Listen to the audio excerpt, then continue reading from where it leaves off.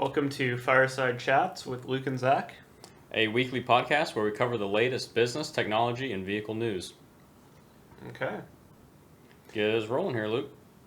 All right. So probably the biggest event of the week was that Meta released their new app called Threads, which is a direct Twitter competitor. Right. Yeah. Do you know anything about this? I know that Instagram's really trying to get me on it. I downloaded but I'm not it. going to join. You're not? No. I'm trying to cut social media out as it is, so. Yeah, I haven't used it, besides going through the onboarding process. I wanted to sign up because I wanted to be able to speak to it here. Yeah. A little bit. What's your first impressions of it? When you downloaded it, was it like... I mean, it's... Like you said, it was nice looking... clean. Yeah. It's...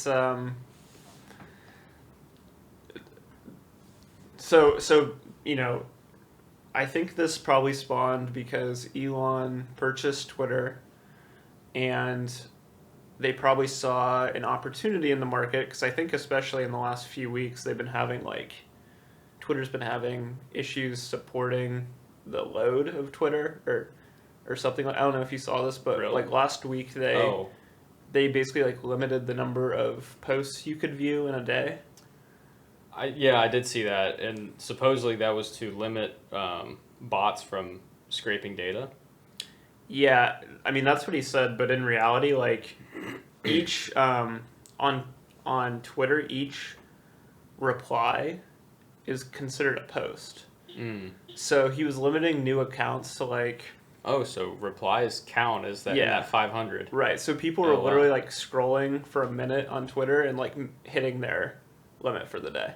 So it was really bad. That's crazy. And there were levels depending on if you were a new account, which that is how you would combat the majority of bots, I think, would be, limiting new accounts, which makes sense. But then there was a medium tier, which is the average user. Right. Which is not Twitter Blue subscribed, but not a new account, basically. And I think that was people were saying that 15 minutes of just normal scrolling on Twitter and you're done for the day, and it stops you. So I didn't realize that it was replies as well. I thought it was just tweets, and I was like, well, this seems like a lot. But supposedly he raised them after the first day or something because there was too many complaints. But I actually have the numbers of what he raised them to now. Okay. The current Twitter daily limit on tweets you can read is 10,000 tweets. It's 10,000 tweets for verified accounts. Which is paid accounts. I guess so. Yeah. Oh, okay. Yeah. Verified paid. That makes sense. Unverified accounts could see 1,000, and users with new unverified accounts are 500. So it goes 500, 1,000, 10,000. I have no issues with limiting the new accounts. I think that makes sense. That probably reduces a lot of bot activity. But the other thing that I've noticed, I never really used Twitter. I have an account, but I never really posted or anything. But I do Same. look at things on Twitter every now and then. And one of the things that I noticed is since introducing Twitter Blue or the paid verification, one of the things that resulted in is when you read a tweet, all of the paid users, so the verified users, show up in the replies first, which has really made it a terrible experience because the majority of those verified accounts are verified to try to promote their business, to try to they've gotten verified to try to show up higher in people's feeds. Yeah. And so you're not actually seeing replies to the content. You're seeing these half-assed efforts to take whatever the original tweet was and how can I inject my business into this reply to make it semi-relevant so that when you're reading the replies, I get traffic to my business because I paid for this verification. So it's really been not a great user experience. It's not as organic as just regular people. And there's so many crypto scams and things like that show up there now because those are the people that are primarily paying for it. Interesting. It's honestly and again, I'm not a power user. I just follow links and read things every now and then. Yeah. But from what I've used it is it is a much different experience than prior to him buying it. And like you have to scroll a long way before you get to what is actually like the most liked reply or like the most interesting reply. So, long story short, I think Meta saw that there was an opening for a Twitter-like product. Yeah. Trying to take advantage while they're trying to figure things out over at Twitter. And I think they recognize that like there are certain people that don't like Elon Musk and don't want to be affiliated with Twitter because they don't like Elon, right? And so that they have an opportunity to capture those people. Yeah. As well. Is he going to make a car too? They don't want to drive Teslas? I'm not sure, but I think that's why it came about. Yeah. No, I agree with you. And I think the hardest thing about making a Twitter competitor is getting people to use it, right? So like Twitter is very much like there's strong barriers to entry for competitors because like with any social media, you need a user base to make it interesting, to make people want to be on there. Yeah. You need, I think Twitter primarily grew through celebrities, right? Like people wanting to follow celebrities and like keep up with them. It was like news sources and like you could just keep up with, I think it was the place people went to keep up with, like you said, their celebrities, their like daily news feed and just like what was going on. And I think that's faded out some just because there's so many social medias, you know, that you can do that. I mean, they all post everywhere now. Right, but if you're a new social media, like that is the bare minimum is that people you want to follow are there, right? Yeah. So it's very hard to create a new social media product because you need to build up that user base. Right. And so I think Meta is uniquely positioned in the way that, from my experience with the onboarding, the way they're doing it, I think makes a lot of sense because it's basically just an extension of your Instagram account. Yeah. So it lets you keep your Instagram username if you want to. So it like you basically pick like I have a few Instagram accounts like for this podcast, like for like my personal, and it's like okay, which Instagram account would you like to convert into or transition into a Threads account, right? Oh, interesting. Or you can make a new account if you want. And so I just did like my personal one. And then it's like, the next question is, would you like to follow all of your Instagram followers on Threads? Huh. So you're literally starting with your entire Instagram base. Interesting. Which I think is really That's smart. a good idea. Yeah. Very smart. Because that starts to solve the user base issue. So if you create so let's say someone wants to create a new user on Threads. Mm-hmm. Can they use my Instagram name since I don't have a Threads yet, or is mine taken until I? They've been advertising keep your Instagram handle. Mm-hmm. So I think they basically reserved every Instagram username. Yeah. Maybe for a certain period of time. Gotcha. So that I haven't heard of anyone like getting their username stolen or anything like that. That's interesting. Now, again, it's a Facebook Meta product at the end of the day. So there is a lot of privacy concerns. Something interesting is that if you cannot delete your Threads account without deleting your Instagram account, which is not great. Like if you don't want to be on Threads anymore, you literally have to be on unless you're willing to delete your Instagram account, which I think Instagram is a lot more personal to people than probably their Threads account, right? Yeah. Like Threads is a bit more open to the world, and I think a lot of people use Instagram as like more of a Facebook than a Twitter, right? Yeah. Where it's you like can either much have more it private personal to them. Or public, up to you. Which you can do with Threads, like you can do the private public thing as well. But I think just the nature of photos compared to exactly, yeah. It's like Threads is more connected to the internet, whereas a lot of people use Instagram just to keep up with their friends and family. So the fact that you can create a Threads account and then you can't get rid of it without deleting this, more established, more personal thing isn't the greatest. I see the business move there, but I don't personally like it as a I mean, it's a as an Instagram very, user. very meta Very. move. Oh yeah. Right? Well, Like, because they were the ones that started the sign in with Facebook, right? So you could sign in to all these accounts with your Facebook account, but then if you ever delete your Facebook account, then you lose all those other accounts. So Yeah. it's basically a way to keep people from deleting their Facebook accounts. right. It's pretty smart. Which is, for It's a lot annoying. I don't like it at all, but it's pretty smart. Of course, I stopped using Facebook a long time ago. Same, yeah. But for a lot of people, Facebook, Instagram, it's basically a historical photo album. Yeah. Right? So you're asking them to delete Right. their personal history. Yeah, for Unless sure. you want to go in and download everything. Right? So it's a pretty effective way to keep people from full on deleting. Yeah, they're trying to lock you in their ecosystem. A few other things. No advertisements on Threads at the moment. Sure, that's going to change. Oh yeah. 100%. They want to make it as smooth and seamless to join as possible, and then once they have their base, I'm sure they'll turn on as I mean, many they have ads to, as right? they are That's on their Instagram. revenue source. Right. But that is interesting. It's interesting as a way to start it. It makes sense. Yeah.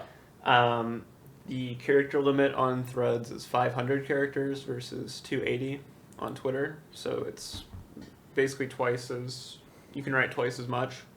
I don't have a strong opinion either way. I think the character limit on Twitter is somewhat good for like condensing people to key points, and Right. stopping them from rambling. Yeah, since Twitter raised it initially, I think it's been fine. There's been no complaints because then it used to only be like 120 or something like that. I forget what the original was for like 140 characters. Yeah, that was a little for some short, but reason. yeah, the new, what do you say it is now, 280? 280 on Twitter, 500 on Threads. Yeah, I mean 280 should be plenty for what we need to say. We're not trying to read books here. I mean, there are workaround. Like, there's always been, even in the 140 character days, there's been Twitter workarounds called tweet longer. And basically what it is it's a link. Never doubt the internet. It's a link that takes you to like an external site that you can literally write like a novel if you want. Which is interesting. That's hilarious. And then Threads lets you post up to or attach up to 10 photos on a post. Twitter is 4. I think people mainly use, from what I've seen, people mainly use it for writing text, and then maybe they do one photo or something. I'm just imagining like the guys at Threads being like, "Oh, we're gonna get them with this 10 pictures instead of 4." Interestingly, it's the same limit that's on Instagram, so there's probably some. They probably just copied some code or something. They probably. And then Really getting at those Twitter guys. Elon said that he will be suing Meta, saying that competition is fine, but cheating is not. And there was, I guess it was like a memo, a warning, a cease and desist style. Did you see this message that was sent from Twitter's lawyers? Yeah, Twitter's attorney sent, just sent a formal letter to Meta saying that basically they're suing them because Twitter hired Meta hired former Twitter employees that apparently still had access to confidential data and other trade secrets, and that's what they're suing for. That's one of the things they're suing about. Interesting. Wow. Twitter did fire a lot of those employees. They did. It doesn't necessarily. I'm not sure the legality of. I know there's NDAs and things, but I wonder what they meant by they still have access to confidential data. Like, that seems like a Twitter problem, not a. Yeah, it seems like It seems like you should probably close those accounts or something like that, or whatever. But unless they were like allowed to download that stuff on their computers to work on it, and they still have access to like old, maybe older data. But like, I don't know. Think about what Twitter is Could be as an anything. idea. Is it like just by looking, just you yourself not being a Twitter employee, looking at the site? Mm-hmm. I mean, I feel like for people that work at another social media company, Meta, it's not like a super complex thing to replicate. It's a No. pretty simple idea. Yeah. And the only true trade secrets I feel like would be in the algorithm and how things are served to you. Right. Which Meta should already have they do Instagram. Yeah, they do Instagram. Which that's like one of the biggest algorithm-driven social medias there are, besides TikTok. And that's what I've heard as a negative for Threads, is that what's served to you is very similar to Instagram, in that on Twitter, I guess you can, if you want, you can strictly see who you follow. Like, you can strictly only see tweets from people that you follow. On Threads, it's very much like Instagram, where you see stuff from people that you follow, but every now and then they mix in like people you don't follow, which I don't really love. Is that like on a separate page? Because like on Instagram, right? Like if you're on your main feed, it's only the people you follow plus sponsored ads. And then if you go to like the Discover page, which is next to it, then it's just everyone. Yeah, I think. But if it's going to be a single feed like Twitter, I think there's only one view at the moment, and it's intermixed between people you follow and random other people it thinks you might be interested in. Yeah. So maybe they add like a only following or something, but I have heard that as a complaint, that it's like not quite as not quite as specific to exactly what you want to see. Yeah. So yeah, I need to actually use it, and we should probably make a Fireside account. We probably should, because we already have the Instagram, so yeah, we might as well. Because I can just use Threads through that instead of making my own. That's true. I'm always like way behind on new social media, I feel like. Yeah.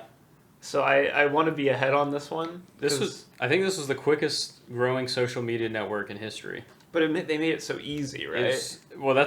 That was what I was gonna say. Like everyone was talking about that, but it's like I wouldn't be if they weren't the fastest growing social media network ever.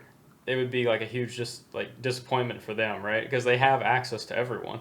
Right. So it's like it's so free. It's so much free advertising, and everyone's talking about it. Like on everyone's story, it's like join my Meta, or my join my thread. Oh, okay. Yeah, and like on their stories, and there's like a whole like background that you can put up on your Instagram story that links to Threads. Oh. Yeah. Very integrated. Oh, it's so easy. I wonder how. I would love to know the timeline for this. Like, when did they start working on this? Was it before Twitter was even acquired? I mean, I can't imagine you throw this up overnight. Right. It sounds like it's well integrated to Yeah. Instagram. If there's like stuff in your stories and stuff too. Like, you can't throw that up overnight. Yeah, no, it's well thought out for sure. I mean, Twitter was just. When did Elon buy Twitter? Was that beginning of this year, right?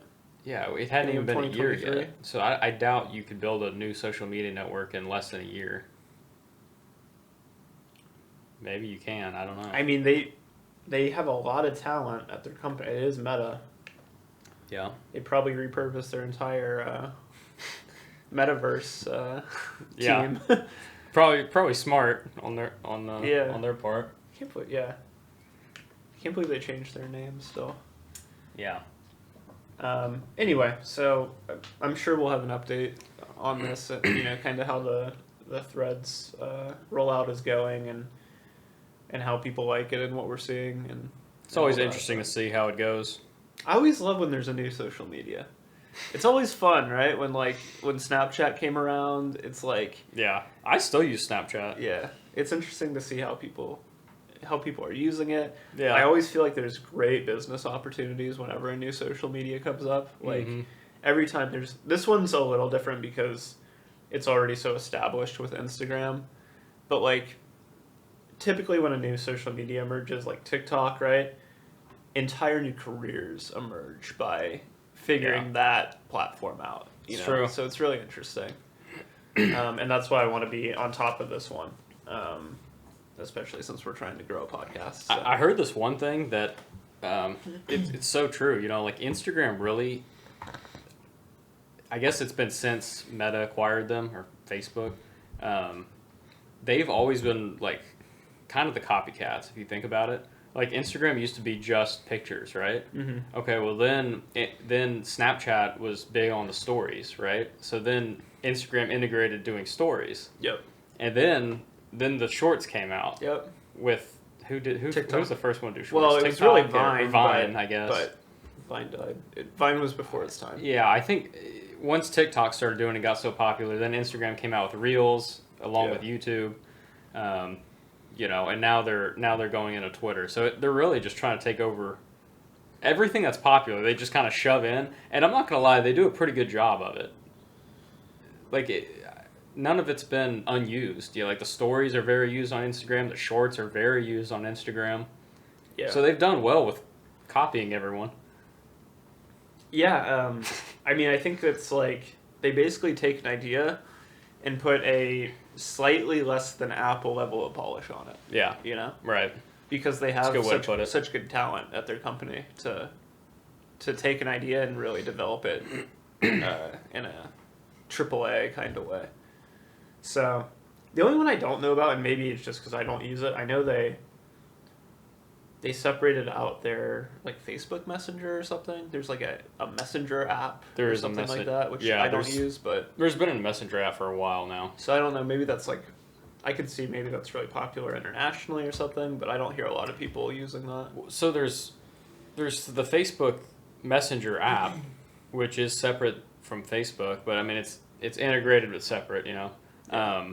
But at the same time, they also have the other one. WhatsApp, yeah. Yeah, that's very popular. Which is kind of it's interesting that they haven't combined the two. I feel like, unless it they're is just interesting. Because it's literally the same thing, except one is using your Facebook names as your profile, and WhatsApp, I guess you just create your own profile. I think just for that. The issue might be app. that you have two very strong brands. Like WhatsApp, they acquired, right? Right. So, and internationally, everyone knows WhatsApp as like a name brand. Yeah. Right. No, it's big. It's huge. And on the other side, you have Facebook Messenger, which everyone knows Facebook, right? So you need to cannibalize one of the names, right? Yeah, you don't really want to do that. And people have opinions on Facebook. And are you really going to make Facebook Messenger WhatsApp?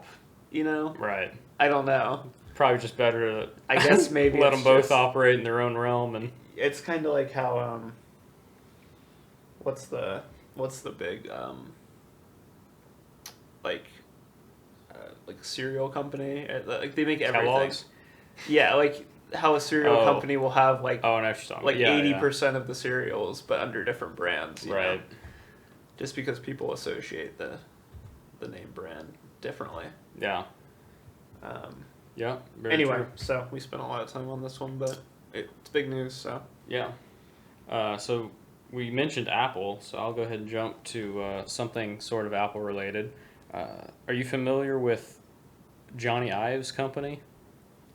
So Jony Ive is the he was the head designer for Apple. Yeah, chief design officer. And he was very focused. He was in the era of like design over function, right? Yeah. When we got those like super thin keyboards that didn't work very well, I think that was under his design. I mean, he was there a long time. Yeah. Yeah, so I know of him, I don't know of his company. His company is called LoveFrom. Literally love from, but one word. Okay. And it's kind of odd. So if you go to their website, it's just text. There's nothing to look at. It's just a wall of text. No links, nothing. So that's kind of weird. But apparently it's a team of designers that they'll basically partner with other companies and design things. But it's consultants. It's really weird stuff. Well, I'll give you an example in a second. So, like, one thing they did is they made the perfect red clown nose for charity. And, like, yeah, it's a very nice looking clown nose, but it's literally... A good red? It's literally a red clown nose. Well, no, it's like... You'll have to just see a picture of it. Like, it's not a foam ball. It's, like, got, like, ridges in it. It's, like, it's got architecture. How much did they pay for that clown nose? I don't know. I have no idea. But another thing, the first like real product they're working on is a Lin branded turntable. So a what? So Lin is a company, Linn. It's a turntable. You Like know a what that DJ is? turntable? Like something you'd play LPs on, like the old LP, Oh, like vinyls. Yeah, like a record player. It's a record player. Yeah, he's designing a record player. Do you know how much this record player is gonna cost? Dude, this is gonna be the most expensive. Like with his background, I'm sure they are like the most premium. And again, design firm. it's partnered with this Lin turntable company. So Lin produces turntables. They partnered with LoveFrom to do this one like limited series. I think there's only going to be very few, like around like 400 to 600 of them made. It's $60,000. Are they already a very premium? I'm guessing they're a very premium turntable company. Yeah. I mean, advised. Yes, Coming back, right? It is. Yeah, the sound of it and everything. It is. 60 grand's a lot. Unique, but yeah, we'll throw a picture of it up here. But oh, thanks for that. show the audience. Here, and here. Also, I want to show There will not be a picture there. Put the red ball right here that he did for charity. There's not going to be anything there. Oh man, that's funny. Okay. Interesting. So it's all his stuff that he's still doing. It's like the exact same design style that he was doing at Apple, but it's just really odd items at this point. But I did find one cool thing that he is doing. He partnered with Ferrari in 2021. His company LoveFrom did. Okay. And it sounds like they're going to have a part in designing the cars. They didn't say which car is going to be the first one, but this was back in 2021, so maybe they're starting to design their first electric vehicle. Or I don't know if they've had inputs on any of Ferrari's new cars since 2021, but and you get the sense that they're designing like a whole model and not just like a one-off special edition. No, I don't think so. I think they're probably gonna have a hand in designing the first electric car. It would be my gut guess. Now, are they going to do the whole exterior, or maybe they're just going to do a portion of the interior? I have no idea. There's not much information on it, but it should be interesting. I mean, I think Ferrari could use some help. Maybe. I'm not a huge fan of some of their designs. I hated on. They had a recent model that they like. Such a small thing, but I'm big on like being able to like tactile feeling, and like not going 100% to touch and like touch screen and stuff like that. Yeah, so on one of their new cars, like they got rid of the start stop button, and it's literally you like swipe your finger on the steering wheel. Oh, it's no. so annoying to me. No. Especially in a Ferrari, like you want to be like, boom. Absolutely. Like, I mean, even if it's on the steering wheel, that's fine. Just give us a big button. That's cool. We just need a button. I'd prefer it on the steering wheel, frankly. Yeah, I do too. But I don't want to go. Whoop. Yeah, it's like turning off your iPhone. Maybe that's what he designed. It's very similar. Yeah, remember it's when remarkably you used similar. to there used to be a little portion at the bottom of your screen to swipe to unlock the iPhone? He might have already done his. Maybe so. I mean, because I think I'll the car you're show talking you about, I think it came out in like 22. It was recent, yeah. Yeah, and they partnered in 21, so. It was the worst design decision I've ever seen. Okay, Ferrari, y'all need to fire Jony Ive immediately. Immediately. Yeah. If that's the type of designs he's going to be doing. But anyway. There was so in Norway, there was a massive phosphate rock discovered. Okay. And you use phosphate to produce phosphorus. Mm-hmm. And so they're saying just this rock that they discovered can meet the fertilizer, solar panel, and EV lithium battery demand for the next 50 years. Just this one rock. Just this one rock. So when you say rock, I assume you mean like a big rock underground? Think like an iceberg. It's above ground? I think there's a small portion of it above ground. Oh, okay. And like it goes down 2.7 miles. Oh, wow. But That's huge news. Yeah, it really is.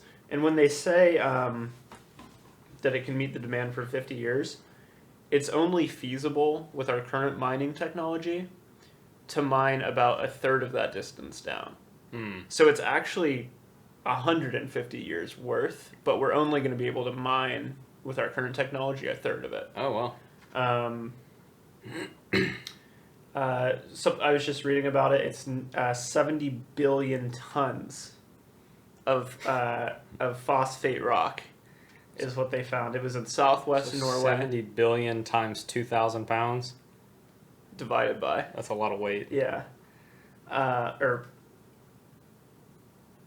It's fucking heavy. It's a big ass rock.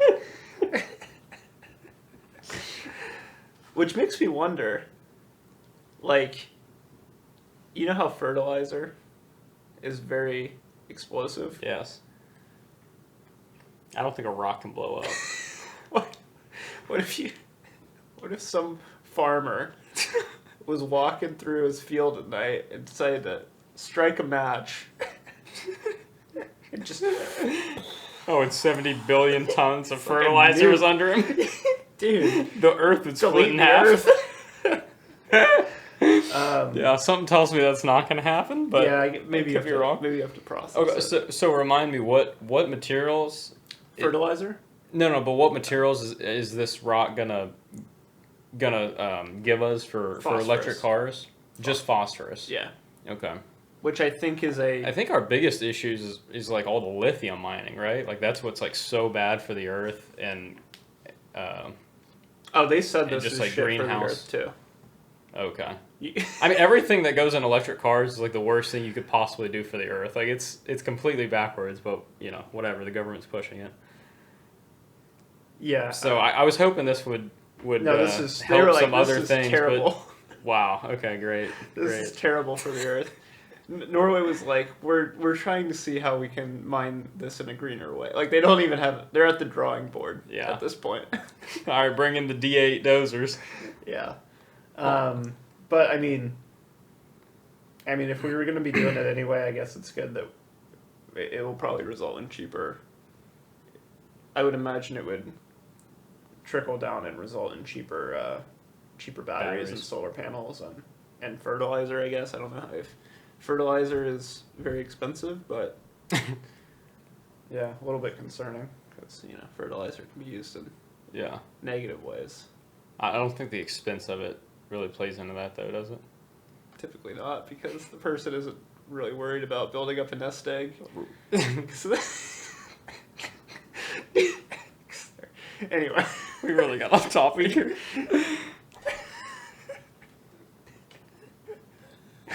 The person isn't worried about building. Yeah. I got it. Yeah, they're either going to be dead or in the slammer where they should be, so. Yeah.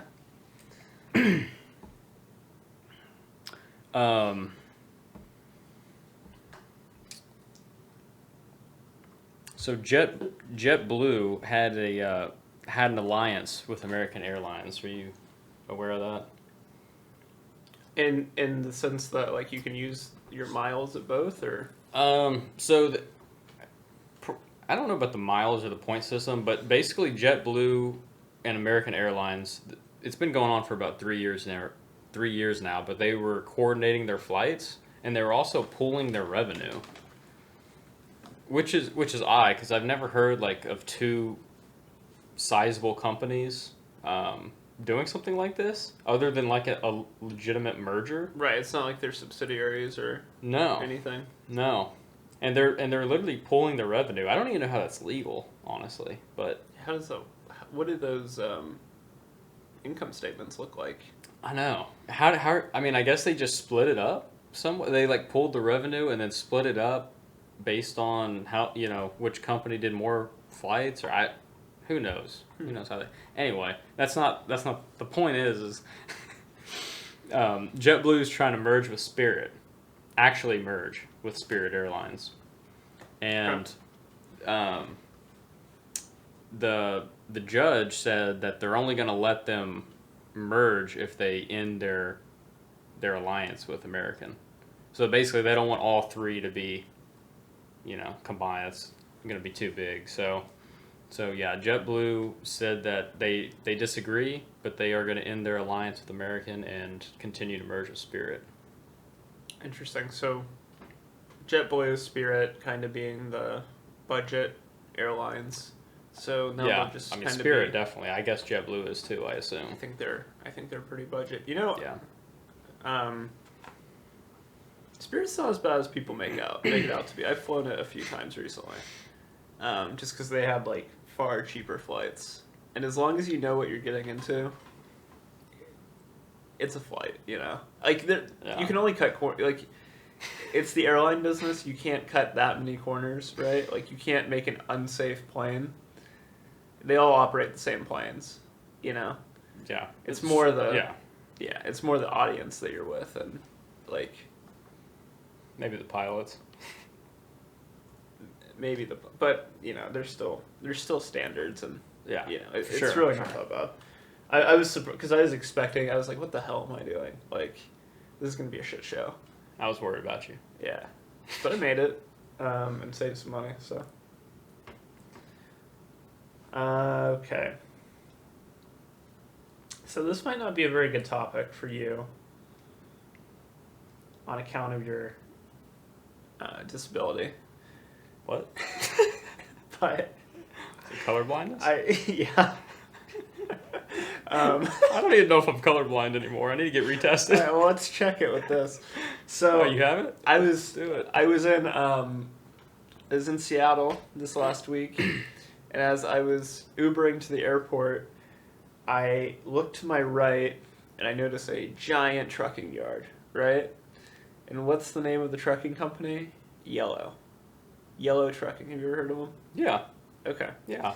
Something that stuck out to me was, I don't know if the owner was colorblind or if this is just like a marketing genius thing, because now I'm talking about it. Their logo is not fucking yellow. So That's true. It's true. It's kind of like a Look at this brownish shit. orange. That's that is orange. not yellow. It is an orange logo. That is orange. And this one I will show. But it like jumped out to me because I was like, what the hell is this? Yeah. Why would you brand your company yellow and then not have that color? You would have a slightly different hue. This has got to be a marketing thing, right? I don't know. You think it's just, even if it's just a name, like even if that's their last name, you'd think they'd still match it with yellow. Right. So all I'm Because thinking... it's spelled exactly as the color is spelled. Right. And what I'm thinking is that, people don't have any brand association with trucking, right? Right. Typically. No. But...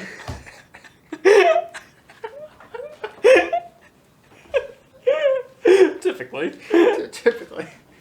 No, I don't care Unless you're really if the truck that is driving my freight is orange, yellow, blue, or purple. Unless you're like a real logistics nerd, like I think you're all right with whatever company it is. But what I'm imagining, right, is I don't know if you're on the marketing team and you want your name to get out there.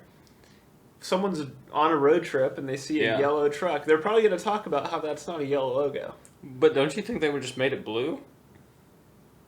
No, I think it's intentional that they chose the next shade of color.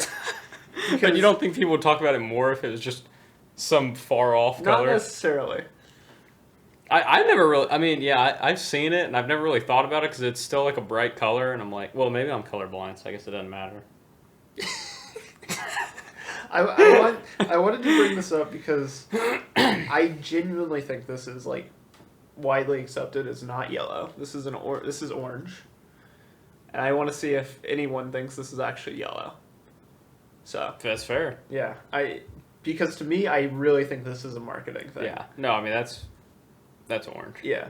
So it just jumped out to me, but That's funny. Yeah. All right. I don't know why this keeps coming up in the news, but pickleball. Terrific. Gonna give the people what they want. We've talked about this like at least a couple times. This is a pickleball podcast now. People that have hardly played. All right. I got a question for you. Okay. What if you just take a wild guess? What year was pickleball founded? Because me personally, I would have been way off. Way off. I feel like because of how you phrased it, like they were playing this shit in the Victorian age. Like the Dark Ages, or just knights walking by and like someone was like they would play pickle, like if you want to give a pickleball you might save yourself from the guillotine. I'm gonna say pickleball was beat the king in a pickleball tournament. No, it was probably founded in, well, it uses a wiffle ball, right? It does. So it would have had to be founded after wiffle ball. Do you know when wiffle ball was founded? Well, I'm just because I don't have a clue. Wiffle ball is distinctly American, right? Okay. It's basically baseball. So 1776. So it has to be after 1776. It's not Victorian. I can't believe you're even thinking this far back. Okay, so when I first heard about pickleball, which was like I don't know, 8 years ago or something, Yeah. a friend of mine, he must not know what he was talking about, or I completely misheard him. But I heard that pickleball, I don't know if maybe he said game popularity, but I thought he told me that it was invented at a at a retirement home, and it was basically like a watered down version of tennis. So it's like some, I don't know, let's say some ex-tennis players wanted to hit, so they came up with this game called pickleball. Mm-hmm. Well, apparently, maybe it just picked up popularity there. Wait, can I guess? But that is not where a year. That is not. That's not even close. Because he kind of indicated to me that it was going to be in like the 2000s area. Okay, so I'm not going to give you any more hints than that. Okay. But if I had a guess, I thought it was like brand new. I definitely would have said 2000. I thought like 2005 to like 2012. Like I would have thought it could have been even after 2010. It was probably invented in like 1970. Yeah, you're pretty close. So pickleball was founded in 1965 in Bainbridge Island, Washington. You know what Bainbridge Island is? I'm very familiar. Yeah, it's right there across from the Puget Sound from Seattle. So this, basically, long story short, this guy, he was like 40 something, and they were bored on the island, and his dad was like, we always made games when we were kids. So they had this old, I think it was a badminton court, and they ended up like cementing it over because of some reason. Anyway, so they had this cement badminton court, and they had a wiffle ball, and they used some like tennis rackets. Paddles. Anyway, that's how it came. Oh, actually, that's what it was. It was ping pong paddles. Okay. That's what they started using. Those are smaller, I think, than what they use today. They are, yeah. Well, they quickly got iterated. So anyway, I brought this up because so now it's a big deal. Pickleball is very popular. Huge deal. Especially with the older crowd. Lots of insurance money. So the Major League Pickleball, it's a thing. They named a new CEO and a new COO to capitalize on the game's new popularity. And it really is Major League Pickleball growing, surging in popularity. So yeah, they've got a new CEO, new COO. One is a football NFL background, I believe. Are they gonna televise it? Well, so right now they stream it on their website for free. I don't know if it's going to be televised, but the league's been around for a while. I don't know exactly when it was professionally founded, but it's been around for a while, and they're trying to. I mean, the biggest challenge they're going to have is converting casual pickleball players into watching professional pickleball. Right. Because pickleball is a very casual game. It doesn't take. There's some, there's definitely strategy involved with it, but it's not like a hard skill game. So I have a hard time seeing anyone that's going to watch that professionally. It's not like golf or tennis where there's just so much fine tuning to it, and it's like you mess up one little thing and the whole game's thrown off, Right. It's like you're playing human-sized ping pong, basically. Yeah, so it's it's one of those things, it's easy to pick up, and typically you would say difficult to master. But this is like easy to pick up, moderate to master. Right. Yeah. Yeah, because there's only so much strategy. Right. And, you know, the court's not that big. It's not like you have to be the fastest runner. I mean, I don't know. Can you like put spin on it? Not much. Yeah. A little bit. I mean, you can make it like stay in the air longer or go down more, but not like you can in tennis or even ping pong, I'd imagine. Yeah, so because of the wiffle ball, it's like, you know, it's not right. It's nothing like tennis, and I also play paddle, and even with paddleball, you can put a lot more spin on it. So, are there big names making paddleball equipment? Like, can you get like a Wilson? Oh yeah. Paddleball. Oh yeah. Paddle. Or they got paddleball paddles that go from 50, Babolat. like 50. I don't think Babolat, but maybe, I don't know. I haven't looked.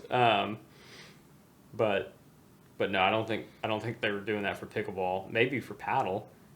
But anyway, for pickleball, the equipment can go for a racket anywhere from, or a paddle, I guess, anywhere from $50 to like $500. It's like anything on Amazon. Yeah. There's always going to be a high end. So. Yeah. Yeah. Now the crazy thing is going to be when people start paying $500 for the ball. Yeah. Well, it's just a piece of plastic with holes in it, right. so I don't. But maybe depending on how you cut the holes, I might introduce something. I'm sure there's a standard pickleball though. I'm sure. Interesting, huh? Yeah. Don't think I'll be watching it professionally, but really, it's kind of interesting. Okay, huh? You're gonna watch it? I was planning on it. Oh, okay. Well, I'll come over and have a beer with you. Okay. We can watch some professional pickleball. I thought this was a. Wimbledon's this week, I think. Oh really? I think it ends. I think it ends like a week from now. But today I learned that there's 200 people cryogenically frozen in Arizona. Is that where they do it at? So I had heard about this, but I didn't know anyone was like legit doing it. And so there's this company called Alcor, and they've frozen 200 people. Sometimes they only freeze the brain. It's more expensive if you want to freeze the whole body. This is the biggest racket in the world. Of course it is. Additional. Dude, it's like, this is such an easy business. Because no one's going to complain to you. No. Maybe family member. Anyway, there's also 100 frozen pets as well. Oh, you gotta be kidding me. And this shit is expensive.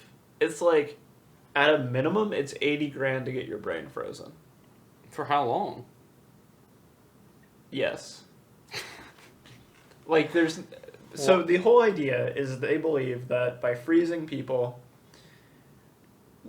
in the future, freezing people indefinitely, so however long it takes, in the future, when medical science advances, they'll be able to unfreeze and revive these people. And the way they do it is if you are signed up for this program, I think it's $80,000 to freeze your brain, and it's over $100,000 if you want your whole body frozen.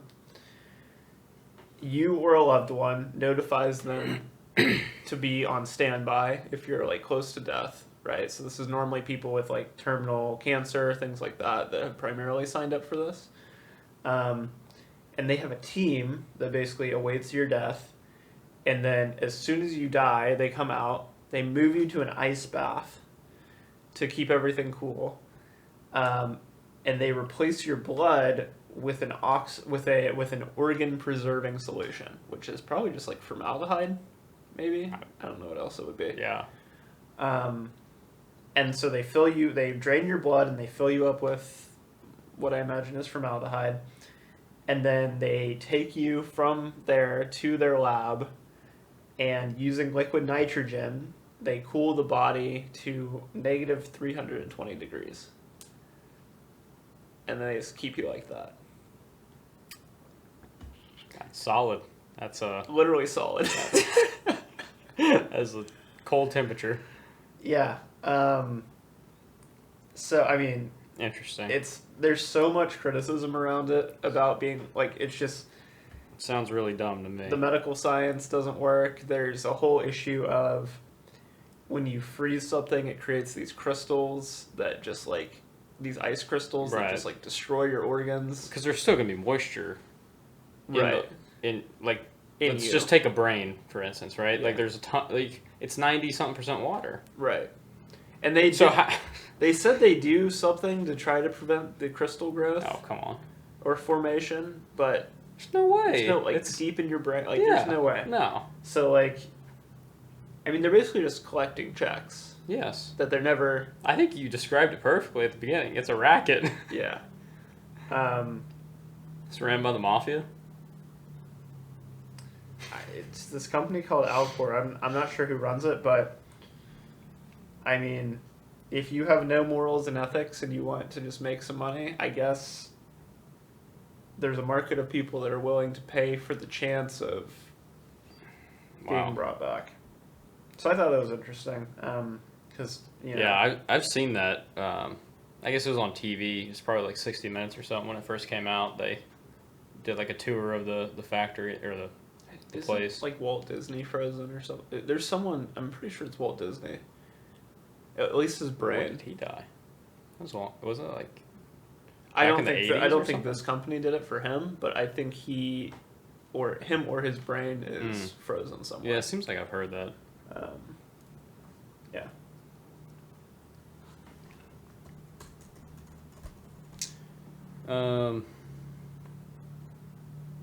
So, do you know what Yahoo stands for? Have you ever thought about it? I thought it was just like, you know, like a Yahoo, like a yodel almost. They do yodeling at Yahoo. They actually hold the record for the most people yodeling. But anyway, that's besides the point. Okay. That has nothing to do with it.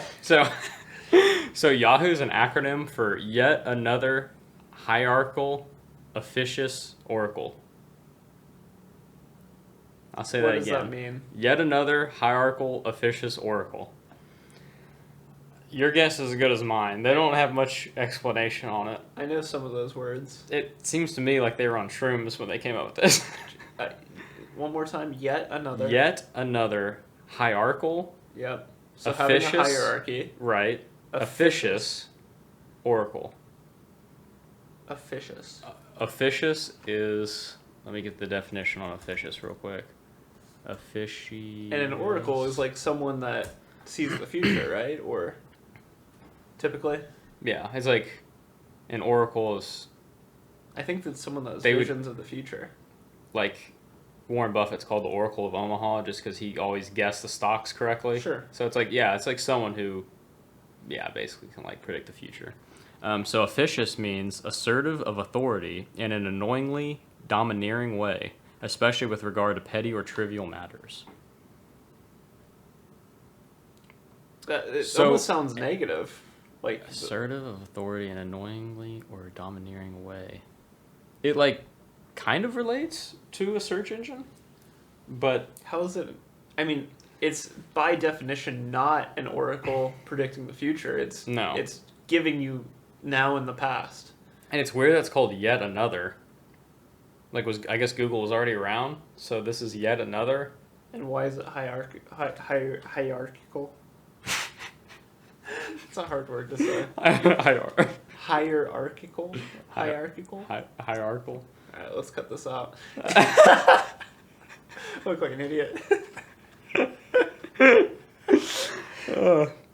Anyway, I just thought that was I thought that was interesting. I had never I'm kind of like you. I just never really thought about it. Like that it meant like I didn't know it stood for anything. You know, I thought it was just like a creative word. Maybe hierarchical. Fuck me, hierarchical. Maybe that relates to how they like rank search results. Oh, you know? Yeah, could be. The Oracle beats me. Yeah, but you know this was not the first name of Yahoo, right? No, what was it before? So it was initially called Jerry and David's Guide to the World Wide Web because it was founded by a Jerry and David. Jerry and David. Jerry and David. Yeah. Interesting. Yeah. Huh. Very, very interesting. They changed the name when they first created the domain in 1995. So. Yeah, I don't think that one would have really stuck. No. That feels like a very small forum. Their guide to the World Wide Web, yeah. I don't. The World Wide Web, yeah, that's something we don't say anymore either. No, it's not. www, but right. Yeah, it's a cool name, World Wide Web. That's pretty cool. Should I do the last topic here? I think we only have a few more minutes. How about it? It kind of flew by, this one. It did. Well, I think the first topic was 25 minutes. That's right. Yeah, I hope people like hearing about threads. So France, in an effort to have their country completely burned to the ground, yes. passed a bill. Did you see this? No. Allowing police to remotely activate people's phone cameras, microphones, and effectively spy on people. Nice. But they said this won't be used. They assured that this won't be used for overreach. Oh. So that's okay. I'm glad they said that. Yeah. That puts me at ease. They said it'll actually only be used in 3 circumstances. All right, terror. You know, that's okay. Maybe. Organized crime. Okay. Maybe. Another portion of tar. Maybe. The third one though. Delinquency. Ooh. Delinquency. Don't love the third one. What does that even mean? I don't know. Like if you miss a credit card payment? You miss a credit card payment, you just get spied on? You're like loitering. Ooh. Man, terror, organized crime. Okay, maybe. Delinquency seems to have that's out of the blue, wide bro. definition. That's out of the blue. Yeah. I was thinking something else that was going to be along the lines of terroristic, but... No, that seems up to the interpretation of whoever's asking for the warrant, effectively. Wow. Yeah, they're going to burn down the country. Dude, bro. I mean, seriously. There's going to be nothing left. They're just asking for it now. Yeah, that's... So, are the riots still continuing? Oh, most definitely. Yeah, I'm fairly certain that there's still riots. They did say that...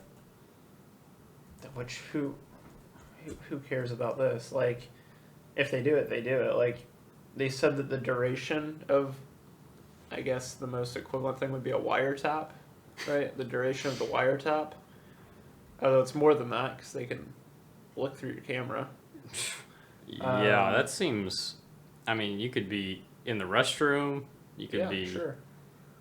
Showering. I mean, that is not cool. They said it can't exceed 6 months, the period of time that they're watching. Which, who cares? I don't care if it's 2 seconds. Get off my phone. Isn't it, like, concerning that that's even, like, baked into your phone, that can just be remotely activated? It's very scary. You know? That is concerning. Which I don't think this is entirely different than what exists in the U.S. The NSA. Because I think if you have a warrant, you can... they still wiretap people, right? Yeah. Yeah. We've seen some of that in the highest levels of government recently. Yeah, so, like, I'm not sure this is actually too much different than what's already happening in the U.S., but the French people are going to burn the country to the ground as a result. When did this come out? Like last week. Last week? After the... Like, what are they thinking over there? Are they just... I don't know. I guess they were thinking maybe if, like, let's just get all... How are we going to calm the... Yeah, how are we going to calm the people down? Oh, I got an idea. Let's spy on them all. When were we scheduled to release that that announcement again? Oh, fuck. That's not good. We can't push that back. So is the country still standing at this point? As far as I know. Wow. As far as I know. Yeah, so, Well, as Benjamin Franklin said, those who would give up essential liberty to purchase a little temporary safety deserve neither liberty nor safety. There you go. I think that's a great quote to end on. I agree. All right. Thank you, Thanks for Benjamin. watching, everyone. We will catch you next week.